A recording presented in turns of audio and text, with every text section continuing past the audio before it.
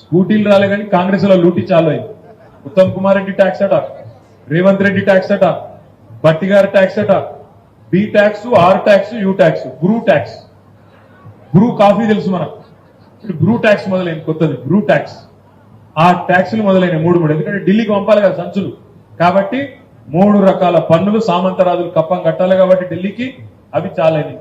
ఇంకో దిక్కు మీరందరూ గ్రాడ్యుయేట్ చదువుకున్న పిల్లలు, కొంతమంది ప్రైవేట్ రంగంలో ఉద్యోగాలు చేస్తున్న వాళ్ళు ఉన్నారు, కొంతమంది నిరుద్యోగులు ఉన్నారు, కొంతమంది పోటీ పరీక్షలకు ప్రిపేర్ అవుతున్న వాళ్ళు ఉన్నారు, కొంతమంది వ్యవసాయం చేస్తున్న వాళ్ళు ఉన్నారు.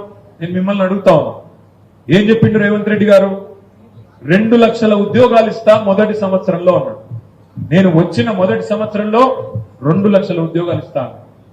నాకు తెలిసి, నాకున్న పరిజ్ఞానం మేరకు, నేను కూడా 18 ఏళ్ళు అయింది రాజకీయాల్లోకి వచ్చి, ఇప్పుడు ఎమ్మెల్యే అయ్యి కూడా దాదాపు 16 ఏళ్ళు అయింది.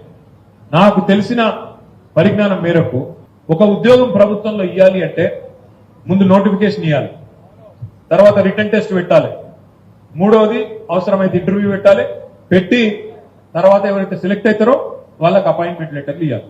రేవంత్ రెడ్డి గారు ఎంత గొప్పోడు అంటే రిటర్న్ టెస్ట్ ఇప్పటివరకు ఒకటి కాలే, నోటిఫికేషన్ వచ్చిందా ఒకటన్నా?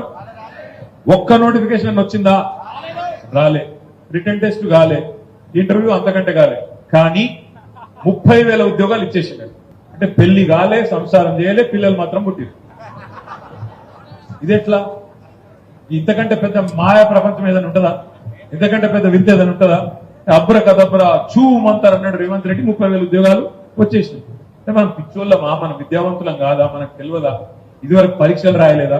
మరి రేవంత్ రెడ్డి ఎప్పుడైనా కాలేజీకి పోయిండో లేదో, పరీక్షలు రాసిండో లేదో, రాస్తే కూడా కాపీ కొట్టి రాసిండో లేదో, నిజంగా రాసిండో నాకు తెలియదు. కానీ నేనైతే 2 మాస్టర్ డిగ్రీలు చేసిన, 2 పీజీలు చేసిన, నిజాం కాలేజీలో చదువుకున్నా. నాకెన్నడూ చిటీలు పెట్టి రాసే అలవాటు కూడా లేదు, మంచిగా చదువుకొని పాస్ అయిన నేను. మరి ఆయన ఎట్లా పాస్ అయిండో, ఏం చేసిండో నాకు ఎరకలేదు. కానీ గింత అన్యాయం చెప్తే అబద్ధాలు, గింత దారుణమైన అబద్ధాలు.